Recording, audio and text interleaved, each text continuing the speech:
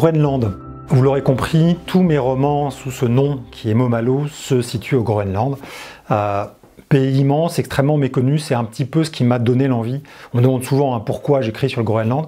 On n'est pas si nombreux, encore moins dans le domaine du polar. Pourquoi le Groenland? Tout simplement parce que j'ai découvert, il y a finalement pas si longtemps, il y a quelques années, qu'il y avait un énorme fossé entre ce qu'on en savait ici en France en particulier, c'est-à-dire à peu près rien, et l'importance que ce pays a sur la carte et pour l'avenir de notre planète. Pour des raisons évidemment d'enjeux énergétiques, climatiques on s'en doute, mais aussi géopolitiques. Et puis bien sûr aussi parce que cette culture, qui est l'une des plus anciennes de l'humanité, à peu près 4000 ans, est une des moins connues et une des plus riches. Voilà, donc je voulais un peu combler ce fossé, ce fameux fossé, et j'ai choisi le polar pour le faire. Inland Sea. L'Inland Sea, c'est ce qui recouvre à 85% à peu près le Groenland, cette fameuse calotte glaciaire, dont on pense généralement que c'est une sorte de piste de curling, complètement plate où il ne se passe rien. La première fausse information à ce propos, c'est que c'est pas du tout plat.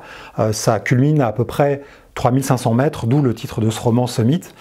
C'est deux énormes globes de glace qui, à leur sommet, donc, font à peu près 3 km, enfin plus de 3 km d'épaisseur. Alors souvent on me demande, mais qu'est-ce qu'il y a en dessous? Il y a de la roche, évidemment, mais encore faut-il l'atteindre. Alors évidemment, cette calotte glaciaire est en train de fondre, ce qui est un des grands enjeux du Groenland, sachant que la calotte, l'Inland Sea, représente à peu près 10% des réserves d'eau douce de la planète. Police, on me dit souvent, mais il ne se passe rien au Groenland, il n'y a pas de meurtre, pourquoi finalement mettre des enquêtes et de la police au Groenland? Alors c'est vrai que c'est en partie vrai, seulement en partie, parce que j'ai rencontré le grand patron de la police groenlandaise, Björn Beck, qui m'a raconté qu'effectivement, il y a assez peu de criminalité. En revanche, il y a beaucoup de délits, on va dire, ou voire de crimes à l'intérieur des familles. Donc c'est vrai qu'il y a peu de meurtres dans la rue, parce que de toute façon, si vous tuez quelqu'un, allez fuir sur 2000 km, vous êtes assez vite rattrapé. Puis de toute façon, c'est un tout petit pays, c'est un pays gigantesque, mais tout petit en termes de population, c'est 56 000 habitants seulement, donc tout se sait, on sait ce que fait le voisin. En revanche, il y a effectivement beaucoup de délits, malheureusement, à l'intérieur des familles, ce qui crée forcément tout un terreau criminel que j'exploite à l'intérieur de mes romans.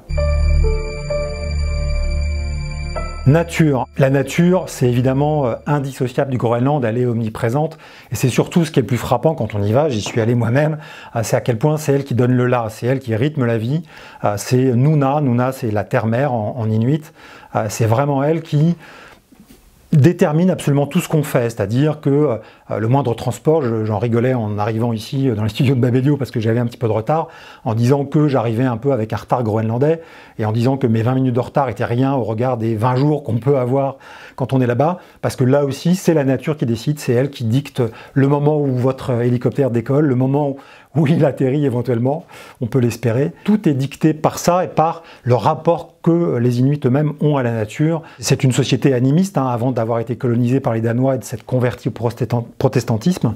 C'est une société animiste qui donc place absolument toute sa foi, tous ses espoirs et malheureusement aussi parfois toutes ses peines dans la nature. Survie. Si la nature dicte absolument le quotidien, elle le dicte sous le régime de la survie. Au Groenland, on ne vit pas, on survit. Tout est organisé pour la survie.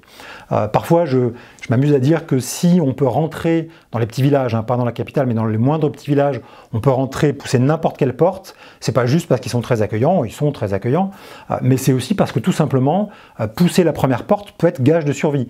S'il y a un blizzard pas possible, traverser le village sur 500 mètres, ou voire plus, peut être le signe de votre mort, peut être le glas de votre vie. Donc, pousser la première porte peut devenir essentiel. Donc voilà, tout est vraiment synonyme de survie, la moindre décision et les rapports sociaux qui sont à la fois très intimes, enfin très isolés, ils sont assez timides les Inuits et en même temps extrêmement solidaires.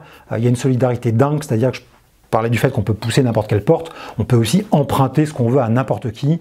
C'est induit, c'est comme ça, c'est écrit dans les règles, simplement, une fois de plus, parce qu'il faut survivre et que cela dicte absolument tout ce qu'on va faire dans sa journée.